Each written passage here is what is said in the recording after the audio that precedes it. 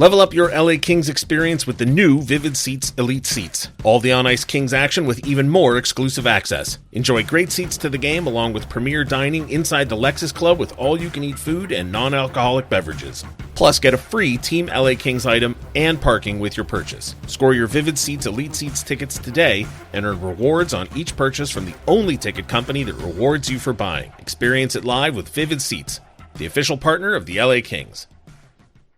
You're listening to an LA Kings podcast. For more episodes of this and every other Kings program, visit lakings.com/podcast. You're listening to All the Kings Men, the official podcast of the LA Kings. Now, here's your host, Jesse Cohen. Welcome back, Kings fans. I am Jesse Cohen. This is All the Kings Men. This is episode 1 of season 14 of All the Kings Men, and I truly can't believe it's been, well, I guess it's been 13 seasons. This is the start of the 14th season. I probably won't count down each episode number, but this is the season premiere, so why not? Assistant General Manager Nelson Emerson sat down with me and Zach Dooley last week to talk about the obvious shift in the roster this offseason, the upcoming rookie showcase, and a little glimpse into the structure and organization of a professional hockey club. I mentioned it previously, I'll mention it again here. We're going to be adding some new podcasts to our platform very soon. When the time comes, we'll try and direct you to them and let you know how and when you can find them. Kings Talk, the post-game call-in show that airs after every game, will be its own downloadable podcast again. That will be up and running sometime during the preseason, so ears and eyes open. You guys, the Rookie Showcase is this weekend. Hockey is back. It's a new season of All the Kings Men. Hope you enjoy it. Joining us today, Assistant General Manager Nelson Emerson. How are you doing today, Nelson? Good, guys. Fired up. Wanted to throw something out there first. This one's going to be a bit of a curveball to you, but I feel like it's safe territory. You've held a number of different positions in the organization. The responsibilities of the various positions have changed over the years. Like, I think when Rob Blake was the Assistant General Manager, that was also the General Manager of the Monarchs. Correct. Now the Reign have their own General Manager, Rich Seeley. So what are the responsibilities that fall to an assistant general manager for the LA Kings in 2024? Yeah, that's a good question because it's actually interesting to me. And you're right, Jess. I mean, I have held a lot of positions here in LA for a long time, and actually been real fortunate because that's how you learn, really. You know what I mean? You start out doing different things, and you can kind of get a grasp of how a lot of different things work, and that helps you when you go to your next step. I think we got to remember with Manchester and then Ontario, Hubie McDonough was here as well, right, when Rob was assistant general manager, and Rob was also helping out with Ontario then. So no, but I think if you look at kind of my role and what Rob and Luke have me, mainly focusing on is the staffs are so big now, right, and we have a lot of people kind of all over the world, doing different things and, doing things for our club. So, what I want to do is I get out there and be with, our people. And, I try to go to games with all our scouts, our amateur scouts, our AHL scouts, our NHL scouts. And then also we have a group of guys and group of people in Europe too, right? And it's a lot of travel, but it's important for me to get over there and, go to a guy's area and go to games with them, or, go out with them after and spend some time with them. And, I think that's important so that when I come back and Rob and Luke can ask me, about, maybe Matt Kopitar or Christian Ruutu, or, how things are going in Finland, or, if I'm here in North America, if I'm on the East Coast and, Mark Yanetti's at a game in Boston, or Chris Byrne is at a game in Ottawa, if I can meet up with those guys, seeing how things are going, come back, relate that message to Rob, everything's good, maybe we got to, have some more focus in this area, things like that. It just kind of narrows the gap, I think, with Rob and our group. the longer I work in the industry, the more I realize things that I never would have thought about before. So you named some of the guys that don't really live in Southern California. You got Yannetti out on the East Coast. You've got Christian Rutu in Finland. Yeah. Matt Miller just moved to, was he telling us Wyoming, Idaho, Midwest, somewhere? Yeah. No, Wisconsin. Yeah, Wisconsin. Madison. Sorry, I knew it was a W state. Yeah. Menon Riome's in Michigan, I think. Yeah. Like, you're all over the place. So how do you maintain that feeling of, like, team unity when you're all over the globe, not much less the continent? Well, that's one thing that Luke and Rob wanted to make sure that we do a good job with that. And, whether it's Glenn Murray or myself or Mark Bergevin, like, we make sure we get out there with our groups of our staffs and our scouting department and things like that. If we go to Europe, you guys wouldn't believe how great Christian Rutu is to our guys when we go over there. Fly in, he picks you up, he makes sure you don't get lost, he helps you go to games, make sure you go in the right door. These people are so valuable for what we do, and I think it's really important because if we spend time with our scouts and our guys that are, I heard it here before, like they're on the factory floor, you know what I mean? They're doing a lot of work and a lot of grinding. So we make sure we do, we put a lot of time in with those people, and I think it really helps. It makes them feel a part of it. Like, it makes them feel good about, maybe decisions that we make. Last one before we start getting into specifics about the coming season. Every franchise has a different front office structure, it seems like. Like, Edmonton just hired a CEO of hockey operations, which I'd never heard of before. Me neither. I'd never heard of president of business operations until I'm sure there were some, but I didn't know about it until the last 10 or 15 years. So when you're dealing with other franchises and you're dealing with an assistant GM or a director of player personnel, is there like a 1-for-1 match in position titles and responsibilities? I don't know if there is. I think everyone's a little different, right? You just said it. Like, it's everyone kind of builds their own the way they want to set their organization up. But I think what you do is you find a niche with, whoever team that you're talking to. And obviously Rob's, he's going to talk to the GMs on the other team.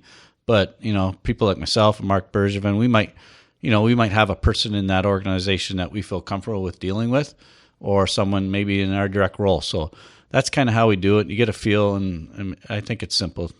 It's always funny because, like, I worked in the Calgary organization a long time back, and I think we had 4 AGMs. Oh, wow. When I was there. But everyone had a comparable here. It was just a different title, right? Like, same responsibilities. Every team has the same stuff, but they all label it differently. It's always been interesting. That's interesting, Zach. I mean, that doesn't seem real popular, a little while ago, but I think now, a lot of teams have done that. They've added multiple assistant GMs, and I think with the salary cap and different kind of like analytics and all this things, I think it's provided more room for maybe different people to become assistant GMs and things like that. But I don't know. It's like you started, Jesse, by talking about all the different roles I've done here, and it's true. Like, it's incredible. You look back when Dave Taylor was here, the organization and how many people might be involved in it then compared to now. Like, it's just growing and growing and growing. It's something else. Well, as the league becomes more, I don't want to say corporate because it carries too many connotations, but as it becomes more business-like, you also get new titles like associate. They get thrown around. Like, I was talking to the London Knights associate GM. Yeah. And it was very clear that, like, it's not assistant GM, it's associate GM. Yeah. Like, okay. I don't know. Yeah, you're right. I mean, that is we're seeing that a lot. And I think it's important. It's great, but I don't know. I also should have said featuring Zach Dooley. Sorry. Yeah, I just talked about 5 minutes into the episode. I think people know who you are. They figured it out. Yeah. I threw your name out there. No, it got me. So I feel like all of that is a great intro to the first thing we want to talk about, which is the roster this season. You brought in a bunch of players that all have a very clear common element to their game. Whether you want to call it physicality or truculence or whatever.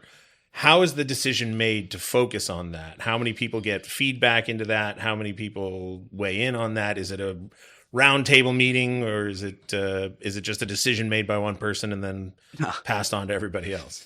Well, there's, like we talked about just previously, there's a lot of different groups within our organization now, and you need feedback from all of that before you go and you make certain moves. And I mean, there's a whole long process of lists and scouting reports and then analytics and then live views, video views, things like that start, a long time ago on everybody in the league, really. But you kind of start narrowing it down as you get closer to the end of the season. You have your lists, and then you watch how things play out, as your year plays out and playoffs and things like that. And then, it comes up to the NHL draft and free agency. So things start to move in the direction where you're going to have to make some decisions. And that's kind of how it works. But like I said, our NHL scouting staff and things like this are, really critical because of their lists. We make sure we meet very regularly with them, for this type of thing. Obviously, a coach's input, is something that is very important. You want to make sure you listen to what they have to say about, the group and how we played and, what we may need to improve. So everybody's in a room. We have a big room on our side where we talk every day about our team, and, we watch, and, then playoffs played out, and then we had to make some decisions. At the end of the season, media availability, or maybe it was when introducing Jim Hiller. I think it was Jim Hiller's. Yes, Jim Hiller's introductory press conference announcing him as the head coach, removal of the interim tag. Rob Blake had a moment where he got very passionate about the need to get uncomfortable. And it caught me by surprise. I know it caught a couple other people by surprise.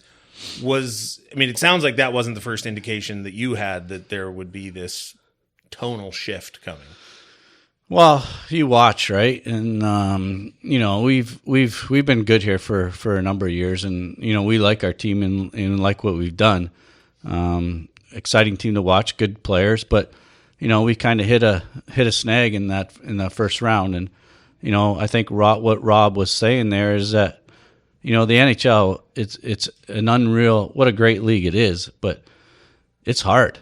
There's 32 teams. Everyone's trying to do the same thing. You got smart people making decisions. A lot of people want to win. And we get to that point where, okay, we gotta make the next step. And I think that's what Rob was saying there is, we have to make some decisions, and it's going to be hard, but the NHL's hard, and to win, it's not easy. So I think that's what he's saying when he mentioned those words, and that's where we're at. You played 800 games in the NHL. Sure. You know what it means to kind of be in that role when, what Blakey's talking about as he does. In maybe layman's terms for Jesse and I, for our fans, who didn't play at that level, what does it mean to get uncomfortable as a player? I'm assuming it's little details, in certain situations, right? Well, I don't know, Zach. It's easy to say that, but if you watch, right, and you really watch, I guess Florida, there's an example. I think everyone probably watched the finals, and they're up 3-0, right? And all of a sudden Edmonton comes storming back, and it's 3-3. So, I'm sure as a pro athlete, you're like, holy cow, we had the grasp of the Stanley Cup sitting right there. Then all of a sudden now it's 3-3. So they were probably, they didn't, I'm not sure how they felt. It was in that room, but that situation became, a little dicey for them. And they figured out how to play an unreal game in Game 7, close, and win. And I think that's what it is. It's like players. I was a small player in an era where people tried to take your head off every night, right? Mm-hmm. And you just got to figure out how to deal with it and move on. And we've seen that here for years with our teams, right? When it's our teams that won, it's not easy. Being down in series and winning. Just qualifying for the playoffs and winning. So it's Trevor Moore last year. A player who comes in the league and, last year he scored 30 goals. It's so awesome to see. It's little things like that. And I think it's players that, play above what you think they're going to play. That's players that maybe are uncomfortable, but they come in and they play and they succeed.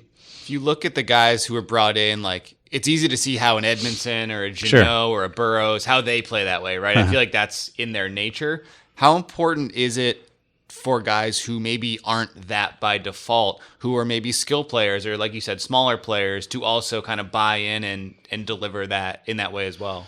Well, I think they do it, and it's awesome to see. Like Kevin Fiala, like he wants to something every shift, right? He's trying so hard, and every shift he wants to make a difference. And there's a skilled player who, he goes into the battle and he counter hits guys. He's competitive and things like that. And I think it's things like that. We draft guys like that have that, and Quentin Byfield definitely has that. I mean, one of the best asset that he has is how hard he works and tries, and for a big guy that plays like that has that in him, it's such a bonus. Turcotte has that, he just gets in there and he's involved and has that grit and determination. So skilled players, the best ones have it, like Sid Crosby. So it's there you go. I want to kind of talk about this subject using Kings teams that you played on as an example. Because you played on a Kings team with Palffy, Deadmarsh, and Allison. And Deadmarsh, obviously, right, it's obvious, right? He threw hits, he scored goals, he went to the net. Jason Allison, maybe not threw big hits, but it was a big player. Yeah. Ziggy Palffy is not confusing anybody with Stu Grimson. Yeah. But the biggest moment in my memory of him in a Kings jersey was blocking a shot. Oh, and geez. Rob Blake talked about the importance of actually getting in the shooting lane. Yeah. So how quickly can you tell if a player in the Ziggy Palffy mold is going to be the guy to block the shot and to capitalize off of teammates like Deadmarsh and Allison who might create that space for him? Well, I mean, it's funny you say that. Like, how quickly do you see that? It's amazing. Like, it's funny. We're going to have the rookie tournament here next week in LA, right? And I can remember back to years past in these rookie tournaments, going back to all the way when Kopitar played in one, and I think it was San Jose or Anaheim way back. But you saw it right away. Like Kopi and Drew have that part of their game. That's why they're going to the Hall of Fame. They have that other part where, they know how to do it when things are maybe not easy. Great for them. So you brought up, Adam Deadmarsh. Like, he played with, he was a crazy man out there. Like he got after it and didn't have the most talent in the world, but he was going to figure out how to get from point A to point B, and it usually meant him being in front of the net and doing something ugly. And I think that's it. Ziggy, if Rob mentioned that about Ziggy blocking a shot, that's why something like that would be so eye-opening, right? Because you're going to watch Ziggy for 82 games, and he's zigging up and down the ice. He's going side to side. He's left and right, and he's got a great shot. He can see things, all that kind of stuff. Like Fiala, that's what Fiala does. He's does all these plays like it's just he's got that ability to bring you out of your seat. Okay, but then all of a sudden, Ziggy steps in front of a lane. It might have been Blakey shooting a puck, maybe it was that. It might have been, actually. He was probably mad because Ziggy, what's Ziggy doing standing there? But anyways, those things, they go to your bench, and your bench sees that, and they're going, holy cow, Ziggy's doing that, or whatever. And I think those just translate to your whole lineup. So there's a cliche that it's easier to tame a tiger than, no, is it easier to paint stripes? You'd rather tame a tiger than paint stripes on a kitty cat, I think is the expression. I think that's the one. Yeah. Sorry, I botched that. But last season, you guys went all in with an acquisition, and Yeah. I think the results were not as expected. So was the decision made to go this route to increase the tiger quotient, let's just say? Was that because you realized there are some players that just are never going to be tigers, or was that because there was just a very specific need to increase this quality? No, I mean, I don't think so. I mean, I just think that, like I brought up, the NHL's so hard, and the teams that win, whether it's us or when Vegas won, when St. Louis won last year, obviously Florida's identity. There's a certain thing in that they have that works in the Stanley Cup playoffs. Now, let's be honest, it might be a little different during the regular season. And we have to also talk about how hard it is to qualify to get in the playoffs. Like, all of a sudden you're coming down to the last 10 days, and there's still, a whole bunch of teams sitting around that spot trying to get in. And then all of a sudden the playoffs start, and that first round, it's like, man, if there's nothing better in sport, watching that first round, it's incredible. So, I think what Rob and Luke, and they sit down and we sit down and we realize, Jesse, it is so demanding and so hard for 2 months in the playoffs, and I think we realize that if we can bring in maybe a different type of player, a player that when we go home at night as a fan, you're not going to turn on Sports Center, and if you don't watch TV anymore, you're not going to find clips on YouTube or whatever. Maybe the players we brought in, you're not going to see those highlights that they're going to bring you out of your seat. But during an 82-game season or a 2 months run in the playoffs, you're probably going to see them block a shot, get their stick up a little accidentally too high on a player, play harder than what is maybe allowed, okay? But maybe within the rules, sort of, okay? But those types of things, I think are critical in a long playoff series, and I think that's the type of players that we brought in. I talked with Joel Edmondson over the summer, and he told me that he likes the playoffs the most as a player because they don't call cross-checking as much as they do in the regular season. And I feel like that kind of ties into what you're saying, right? Yeah. Like guys who are going to play on the line. We all know the playoffs are officiated a little bit differently at times than the regular season is. And like we watched a Tanner Jeannot, quote unquote, highlight reel, Jesse and I, the other day. And it was him going to the net, scoring just outside. It was scoring these types of goals. And it's not like, lucky goals either. No, like he knew where he was going. Like he scored 20-something goals one year by getting to certain areas of the ice. It just feels like those are the kinds of guys who are embracing exactly what you just said. Yeah, Zach, it should be like that. I mean, I know things have changed and a lot of things and whatever is happening and whatever. I'm not getting into that. But the NHL playoffs and Stanley Cup to win should be hard.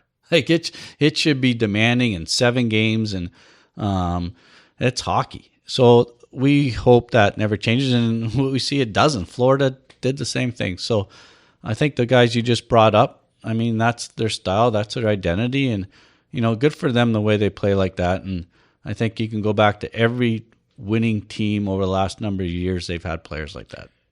I stumbled onto a video this summer while we were talking to people about Tanner Jeannot, Joel Edmondson, et cetera. Reached out to a bunch of people, Gabby Shirley, for example, from Tampa, who covers the Lightning. And the video was about this concept called trophic cascade. And I'll explain it in a second. And it's a long-winded thing, but I just want to know if it works the way I think it does in hockey. The idea was that in Yellowstone National Park, they reintroduced wolves, which had been removed. And because they reintroduced wolves, the wolves ate more deer. And because there were fewer deer, there were fewer deer eating the meadows, which meant the trees grew where they ordinarily wouldn't have. And because the trees grew, the birds came back. And because the birds came back, there were other animals that ate the birds, and the birds spread seeds. And then the rivers started changing because the trees had planted, like all because they introduced a predator. It trickled down and changed the entire ecosystem. And the twisted metaphor that I tried to make with Gabby Shirley is bringing in a guy like Tanner Jeannot, a predator for lack of a better phrase. Is it possible that because he'll hit the guy in the first period, maybe the guy doesn't chase the puck in the third period because he goes to the front of the net? Maybe the defensemen are paying more attention to staying close to the net, giving your other forwards more room at the top of the zone. Like, is that the kind of impact that a player like that can have? Well, yeah, you're right. I mean, that's what it is. And he said I'm right, but no, I heard it. Yeah, but that's hockey. Yeah. I mean, that's why that player, is someone that is. That's what makes hockey great. Is a player like that, Kyle Clifford. Everyone like let's watch him in the rookie tournament 15 or 17 years ago. What he did here, it was at TSC then. Does everybody remember that? Like his 3 games that he played, like it was like, oh my gosh, and then he makes a team as a young 19-year-old. So those things are important. Like what you said about Jeannot and how that trickles down. But let's remember, we also have players in our lineup. If you go to Ontario and watch that team play there, watch Helenius, watch Lee, watch Ward, okay? They play like that, and then when they come to the bench, that trickles down to the Ontario Reign, how they played. And then that helped Tynan. That helped Pinelli. That helps Akil Thomas when they're in Ontario. So it's all great examples of that. It's funny, your Yellowstone story, because I was in Montana last week and actually was lucky enough to play golf with a ranger, a retired ranger from the Yellowstone Forest, from the Yellowstone Park, and I asked him about the wolves.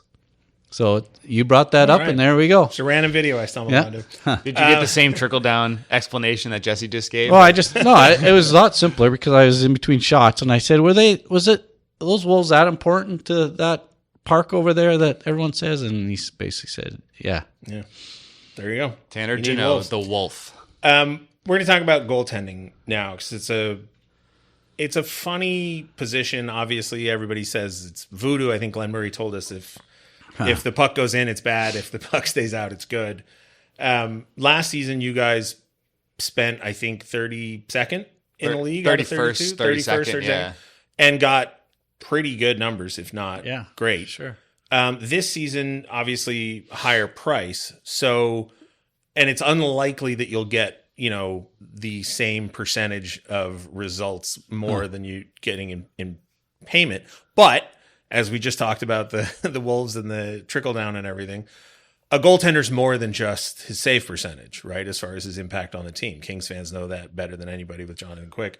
So what does success look like in net this year? Well, I think the biggest part of that is one of the neat things is, and I've talked to Darcy a few times in the last couple of weeks, and he's been here. He seems so comfortable, and I think that's so interesting when a player, he's been here before, so he gets traded back here. He comes in, and already he's feeling good about himself, and I think that's a big benefit for us. The fact that he's been here. And to add on to that, when he was here, he was successful, right? He had a good little run. And I think that as an NHL athlete, as an athlete in general, that's going to help you. So he's coming in. He feels good about himself. Our goalie coaches feel real good about the way he plays. They feel real good about working with him.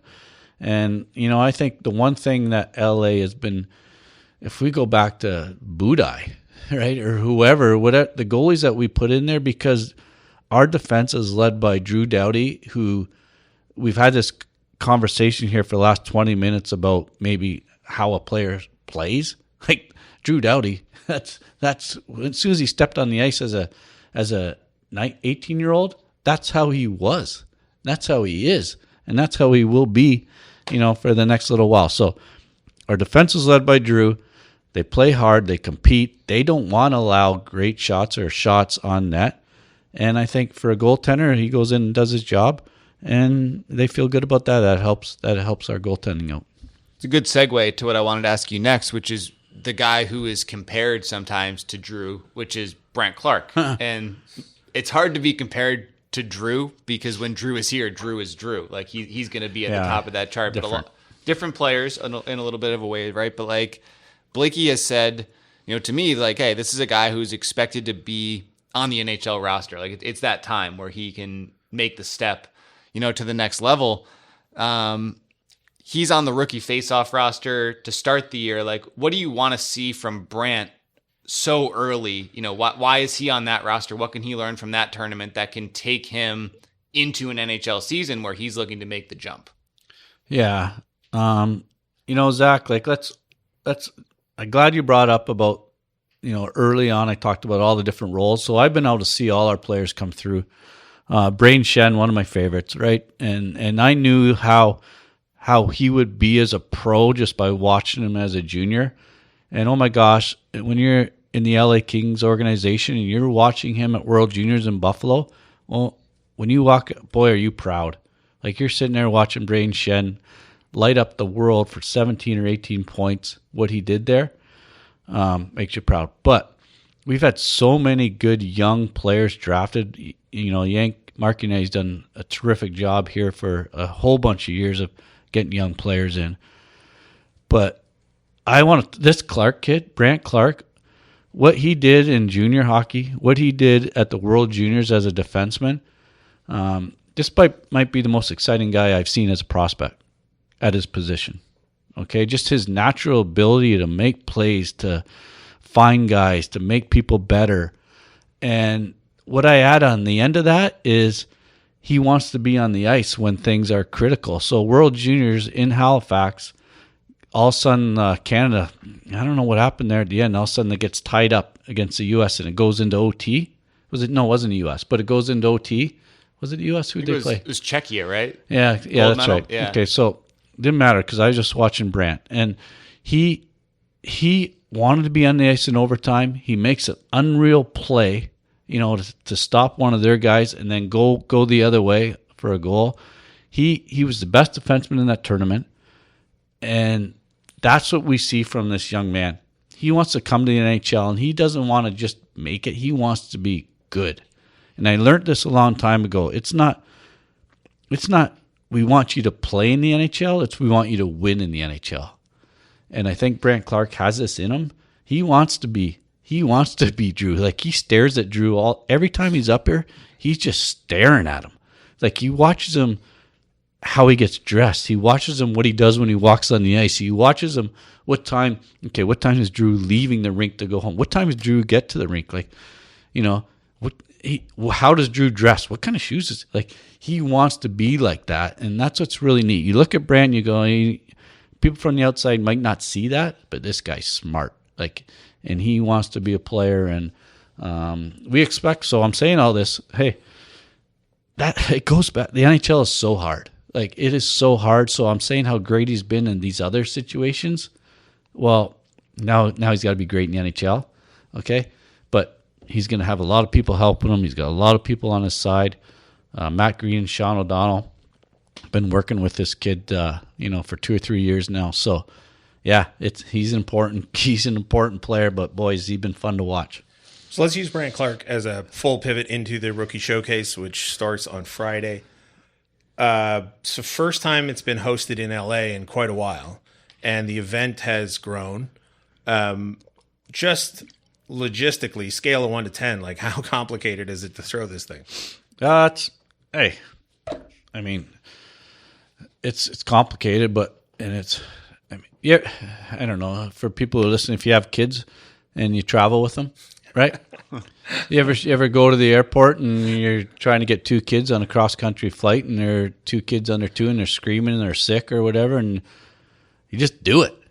You just do it. You don't quit. You don't not do it. So it's our turn to host this, and we're going to do a great job. I mean, the one thing that Luke and Rob want to do is they want to make it professional, and we want people to come here, people from other teams, and enjoy it. And 7 teams now, not 6. I mean, we have hosted it here before, but that was when there were 4 teams.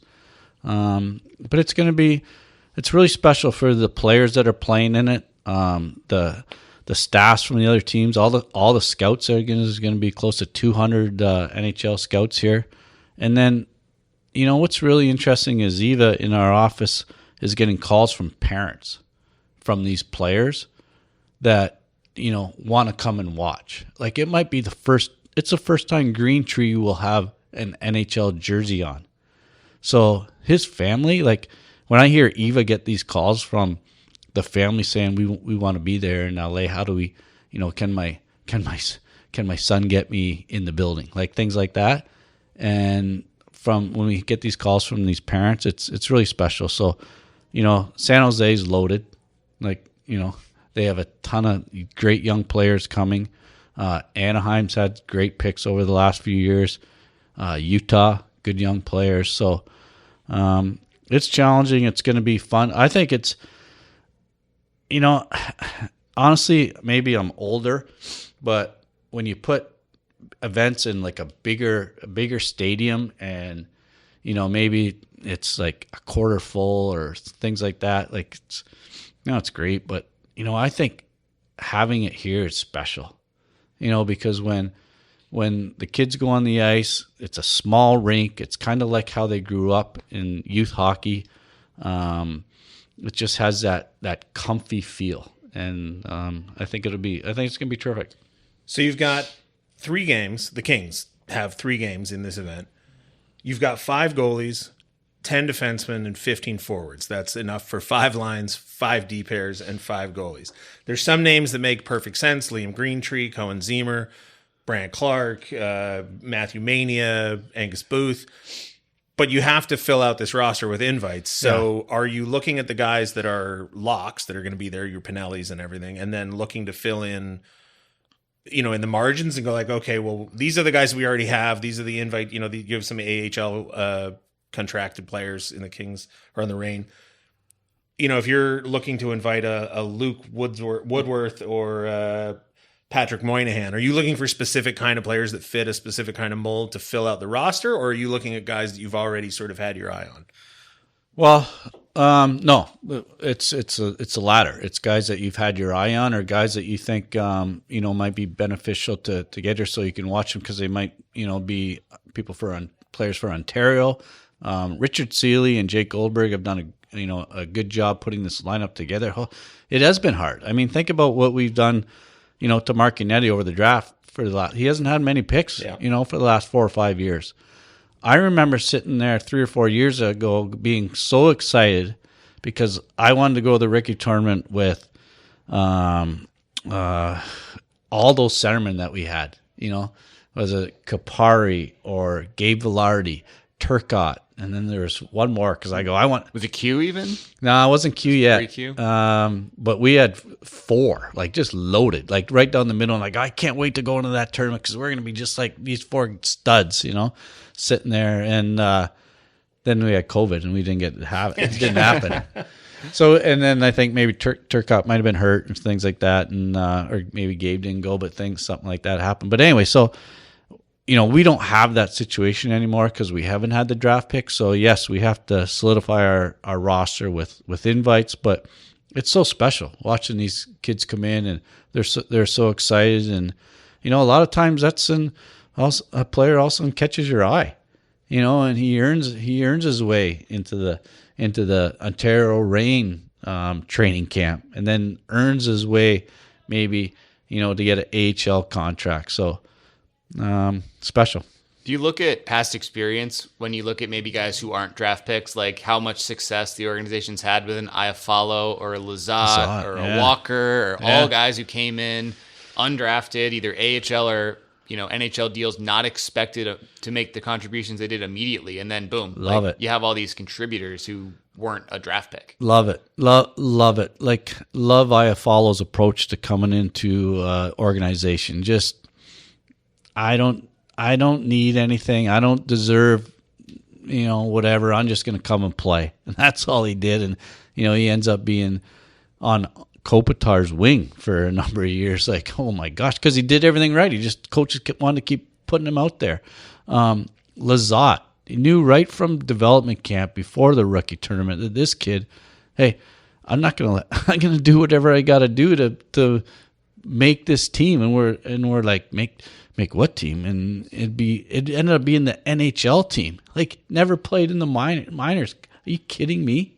Like, holy smokes, this is such special. Like, think about where these kids came from, though. Bowling Green, Zot's from St. Cloud, Iafallo's from where? Duluth. Duluth, yeah. They're just guys that were at schools that they're just workers, and they end up being terrific NHLers. And good for them. But you saw that, like we talked about, you saw it right away in them. In the goaltending position for the tournament, you've got Eric Portillo, who's the eldest of the 5, and he's also the furthest into his career. He just signed a 3-year contract.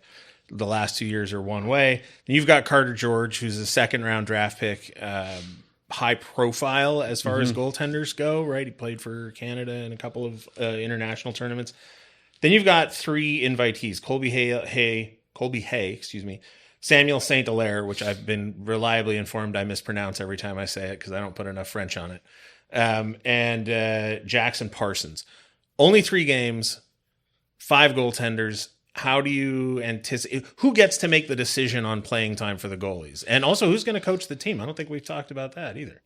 I hope it's Marco because we asked for him to come on the podcast. But does he get the full decision on minutes played in that situation? Well, goaltending. Hey, Glenn Murray you brought it up. Like that goaltending whole thing's a whole different animal. Yeah. And way back when it was Billy, and that was it. But now we have a whole department. And we talked about Matty Miller and We have Danny and Menno and Mike Buckley. So we have a whole group of goaltending that we developed about 4 or 5 years ago when Rob and Luke came in. They go, we need a whole department now to focus on goaltending, to redevelop that, that pipeline of goalies, because Quickies, getting older. So anyways, they've done that, and now we have, like you just said, we have 5 goalies, and then still we got Hampton in college, sitting there at Western. So I think when it comes to the goalies, Rob has a real good conversation with Billy Ranford, and they map it out before it gets mapped out before the tournament even begins, like who's going to play how many games, they want someone playing. You know what? Like maybe a guy like Portillo, who just finished a whole year in the American League, like how do you weigh that? You're going to think, oh, we got to put him in 2 of the games. Well, maybe you think maybe it's the other way. Maybe you're like, oh, he doesn't have to play at all because he's already played in the American League. Let's see the other guys. So, that's a decision between Bill and Rob, and they'll figure it out. Anything else you want to touch on the rookie tournament? Anyone, this could be rookie or even maybe a player who's younger, who heading into the main camp, like who are we not asking you about? Who are we not talking about? Who you guys say, hey, maybe you should be looking at this guy a little bit more. If there's 1 or 2 guys you wouldn't mind sharing. I love that question because I've had some good results on that stuff. But Lisa Dillman used to ask me that. Yeah, used to be pretty good, but not. Lisa's the best, so I'll take that as a compliment. You have our guys that I know that the 5 lines of forwards for the Kings and the the Eels, those. There's a couple guys that I have this, I don't know, this like for that, I want to see succeed. I want them all to succeed, but I have this Sammy Helenius, a big Finn that I think is going to be a real important player for this organization, at some point. So, I'm not saying it's his time's now, because let's look. He's 21, and that's a problem with NHL and people who watch and things like that. He's 6'5" or 6'6" or something. Like we know that those hockey players, it takes them time. Like look at Q. That's not the people that were hard on him at 19 or 18. Like come on, like that's come on. Like they're eating it now. Well, I mean, like. It's not how it is. When those bigger players, grow and get in their 20s, and that's when everything kind of hits. So you got Helenius and Lee down there in the minors, and they could be real. They're going to be real important players for us, I think, as things go on. I'm not saying their time's now, but we didn't. You asked me who you didn't bring up, and you didn't bring up them too, and I think. It's okay to talk about them. They're pretty good players. I remember getting pretty hyped up about Helenius because of the way you talked about him probably at 19 at a State of the Franchise event. You guys were on the ice and you were just like big, nasty, knows where he is in the lineup, going to take a little bit of time, and seems to be on that path still. It'll take him time, but it's he's going up, so it's good. I want to address one thing about Samuel Helenius. This will probably be the 2nd or 3rd time I've done it. People keep saying he's 6'5", 6'6". I know non-athletic people who are 6'4". Samuel Helenius is 6'8", if anything. Like that dude is huge. Is he? Yeah. He's gigantic. There's no way he's 6'5". I have to turn my neck upwards to see him. He's so friggin' tall. Anyway, last one, I think, and then we're going to let you go. Any update on Arthur Kaliev's situation? Actually, we're just in there now, and no, Arthur is not. There's no contract been signed yet, so we expect him to, things to get worked out. He's a good hockey player. He can score, but he has to figure some things out. And I think Rob and in our group, they're talking to his agent. And they're trying to figure stuff out, but no new update and no new news. Okay. Zach, anything else before we let Nelson go? I think that's it for me. All right, Nelson Emerson, thank you so much for joining us. Appreciate your time. All right, guys. Thanks. And good Awesome. luck See you on guys next week. Perfect.